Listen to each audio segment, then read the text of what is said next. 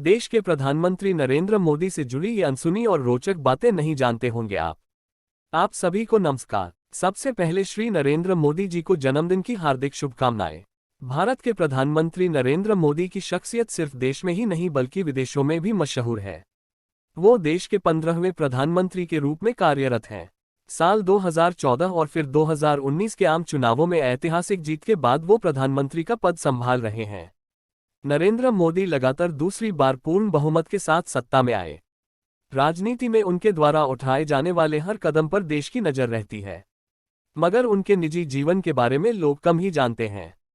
प्रधानमंत्री नरेंद्र मोदी के जन्मदिन के मौके पर जानते हैं उनके जीवन से जुड़ी कुछ रोचक बातें। 1. नरेंद्र मोदी का जन्म 17 सितंबर 1950 को वड़ंगा में हुआ था।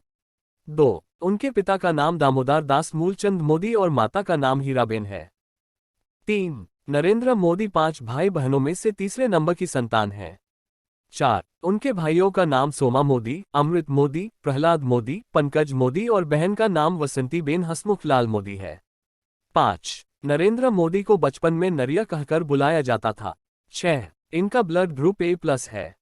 7. नरेंद्र मोदी के पिता रेलवे स्टेशन पर चाय की दुकान चलाते थे। 8. 1965 में भारत पाक युद्ध के दौरान नरेंद्र मोदी स्टेशन पहुंच जाते थे और वहां से होकर गुजरने वाले सैनिकों की सेवा करते थे और चाय पिलाते थे। 9. साल 1967 में गुजरात में भयंकर बाढ़ आई थी। उस दौरान भी नरेंद्र मोदी ने अपने साथियों के साथ मिलकर बाढ़ पीड़ितों की मदद की थी। 10. नरेंद्र मोदी को बचपन में एक्टिंग में दिलचस्पी थी। वे स्कूल में एक्टिंग, वाद विवाद, नाटकों में भाग लेते और इनाम भी जीतते थे। एनसीसी में भी शामिल हुए। 11. नरेंद्र मोदी बचपन में साधु संतों से काफी प्रभावित हुए। शायद इसी प्रभाव के कारण वे बचपन से ही सन्यासी बनना चाहते थे। 12. नरेंद्र मोदी ने सन 1967 तक अपनी हायर सेकेंडरी तक की पढ़ाई पूरी कर ली थी। इसके बाद वो अपना घर छोड़कर पूरे भारत में भ्रमण करके विविध संस्कृतियों की खोज के लिए निकल पड़े। 13. उन्होंने उत्तर भारत में स्थित ऋषिकेश एवं हिमालय जैसे स्थानों का दौरा किया। वो पश्चिम बंगाल के रामकृष्ण आश्रम सहित कई जगहों पर घूमे। 14. नरेंद्र मोदी इस दौरान कई महीनों तक साधुओं के साथ रहे। 15. इस यात्रा के बाद नरेंद्र मोदी ने अपने भाई के साथ मिलकर अहमदाबाद के कई स्थानों पर चाय की दुकान लगाई। 16. नरेंद्र मोदी कम उम्र में ही आरएसएस से जुड़ गए थे। गुजरात आरएसएस के पहले प्रांत प्रचारक लक्ष्मण राव इनामदार उर्फ वकील साहब ने मोदी को बाल स्वयंसेवक की शपथ दिलवाई थी। 17. आरएसएस से जुड़ने के बाद नरेंद्र मोदी ने नमक और तेल खाना बंद कर दिया था। इससे उनकी मां और भाई प्रहलाद मोदी को डर सताने लगा कि नरेंद्र मोदी फिर से साधु बनने जा रहे हैं। 18. नरेंद्र मोदी गुजरात आरएसएस के दफ्तर हेडगेवार भवन में सुबह के लिए चाय और नाश्ता तैयार करते थे।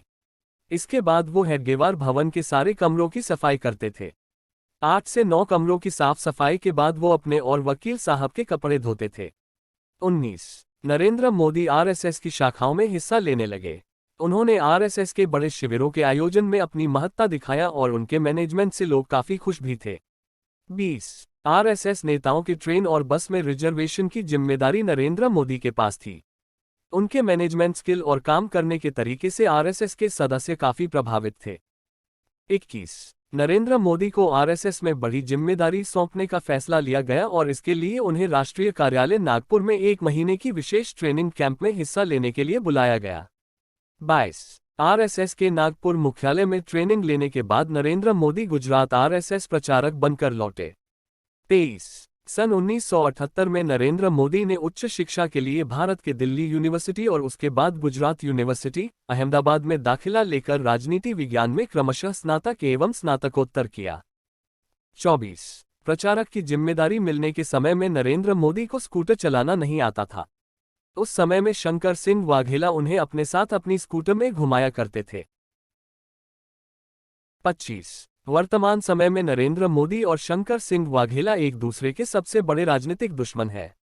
मगर इमरजेंसी के समय में दोनों साथ मिलकर गुजरात बीजेपी के कार्यकर्ताओं में उत्साह बढ़ाते थे। दोनों ने मजबूत कार्यकर्ताओं की फौज तैयार की थी। 26.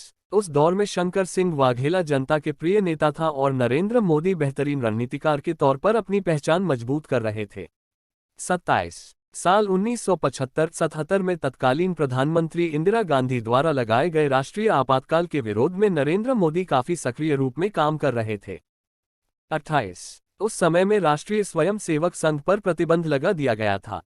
नरेंद्र मोदी उस समय अंडरग्राउंड भी रहे और गिरफ्तारी से बचने के लिए उन्हें भेष बदलकर यात्रा भी करनी पड़ी। 29 आपातकाल के विरोध में नरेंद्र मोदी का प्रबंधकीय, संगठनात्मक और लीडरशिप कौशल सामने आया और इससे लोग काफी प्रभावित भी हुए। 30 इसके बाद नरेंद्र मोदी राजनीतिक कार्यकर्ता के रूप में राजनीति में शामिल हुए और आरएसएस में इन्हें लेखन का काम सौंपा गया था। 31 सन 1987 में नरेंद्र मोदी पूरी तरह से बीजेपी में शामिल हो गए। अहमदाबाद नगरपालिका चुनाव में भाजपा की जीत में महत्वपूर्ण भूमिका निभाई।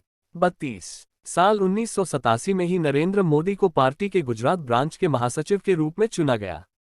इसके बाद मोदी ने कभी पीछे पलट कर नहीं देखा। 33 नरेंद्र मोदी ने पहली बार साल 2001 में विधानसभा चुनाव लड़ा और राजकोट में 2 में से 1 सीट जीती।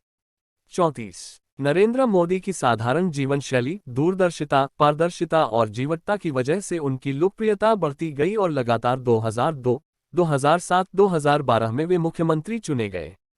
35 यही नहीं, उनकी लोकप्रियता का ग्राफ बढ़ता गया और देश की जनता ने 2014 में उन्हें प्रधानमंत्री के पद पर बिठाया। 36 अपनी कुशल कार्यशैली और राजनीतिक सूझबूझ की वजह से 2019 में दोबारा प्रधानमंत्री चुने गए। 37 कुर्ता ज्यादा खराब न हो इसलिए नरेंद्र मोदी अपने कुर्ते की बाह छोटी करवा लेते थे। इनका ये स्टाइल मोदी ब्रांड कुर्ता के रूप में मशहूर हो गया। 38 नरेंद्र मोदी सारे प्रचारकों से अलग तरह की दाढ़ी रखते थे। समय समय पर दाढ़ी ट्रिम करवाने की वजह से एक बार संघ के अध्यक्ष माधवराव गोलवलकर ने इस पर टिप्पणी भी की थी। 39 नरेंद्र मोदी को बचपन से ही आम बहुत पसंद है। गरीबी की वजह से वे आम खरीद कर नहीं खा सकते थे तो खेतों में चले जाते और पेड़ के पके आम खाते थे। 40 जब भी सैनिक गांव में निकलते थे तो मोदी उन्हें देखकर सैल्यूट किया करते थे। 41 एक साक्षात्कार के दौरान मोदी ने ये स्वीकार किया कि वे बहुत सख्त हैं, अनुशासित हैं लेकिन कभी किसी के ऊपर गुस्सा नहीं किया। 42 नरेंद्र मोदी का कहना है कि इनको लेकर सख्त प्रशासक की जो छवि बन गई है वो सच नहीं है। 43 नरेंद्र मोदी खुद बहुत काम करते हैं इसलिए उनकी टीम को भी उतना ही काम करना पड़ता है। हालांकि मोदी ज्यादा काम करने के लिए दबाव नहीं डालते हैं। 44 विपक्षी दलों में भी नरेंद्र मोदी के बहुत अच्छे मित्र हैं। 45 पश्चिम बंगाल की मुख्यमंत्री ममता बनर्जी हर साल नरेंद्र मोदी को उपहार स्वरूप कुर्ते भेजती हैं। 46 बांग्लादेश की प्रधानमंत्री शेख हसीना का नरेंद्र मोदी से विशेष लगाव है और साल में 3-4 बार ढाका से मिठाई भेजती हैं। 47 शेख हसीना द्वारा नरेंद्र मोदी को मिठाई भेजे जाने की बात जानने के बाद ममता बनर्जी ने भी मिठाई भेजना शुरू कर दिया। 48 एक बार नरेंद्र मोदी ने मेहनत के महत्व पर बोलते हुए कहा कि आने वाली पीढ़ियों को अलादीन के चिराग वाली थ्योरी पढ़ानी बंद कर दी जानी चाहिए। 49 अपने ऊपर बनाए गए मीम्स को देखकर नरेंद्र मोदी खूब एंजॉय करते हैं। 50 नरेंद्र मोदी का कहना है कि मीम्स में खुद को नहीं बल्कि रचनात्मकता को देखना चाहिए। 51 सोशल मीडिया पर अपने खिलाफ पोस्ट या मीम को देखकर भी नरेंद्र मोदी संतुलित रहते हैं और इससे बनाने वाले का उद्देश्य नाकाम हो जाता है। 52 नरेंद्र मोदी अपनी मां को कभी पैसा नहीं भेजते हैं बल्कि जब भी वो मां से मिलते हैं तो उनकी मां उन्हें ₹1.25 देती हैं। 53 नरेंद्र मोदी का कहना है कि उन्हें अनुशासन और टीम भावना संघ की शाखाओं से मिले हैं। 54 वे जब संघ की शाखा जाते थे तो गुल्ली डंडा खूब खेलते थे। 55 नरेंद्र मोदी बचपन में अपने परिवार के सारे कपड़े खुद धोया करते थे। 56 नरेंद्र मोदी चाय के खुद बहुत बड़े शौकीन हैं। 57 नरेंद्र मोदी को सुबह 5 बजे और शाम 6 बजे चाय पीने की आदत है। 58 जब नरेंद्र मोदी गुजरात के मुख्यमंत्री बने तब तक उनका कोई बैंक अकाउंट नहीं था। 59 नरेंद्र मोदी के पास एक प्लॉट है जिसे उन्होंने पार्टी को दे दिया लेकिन कुछ नियमों की वजह से यह मामला सुप्रीम कोर्ट में चल रहा है। 60 नरेंद्र मोदी का विवाह घांची समुदाय की रिवायतों के अनुसार 18 साल की उम्र में सन 1968 में जशोदाबेन चिमनलाल के साथ हुआ। तो ये कुछ रोचक जानकारी है श्री मोदी जी के बारे में। ऐसे ही रोचक बात जानने के लिए हमारे चैनल को सब्सक्राइब करें और बेल आइकन दबा भी दें और वीडियो को लाइक करें, कमेंट करें। धन्यवाद।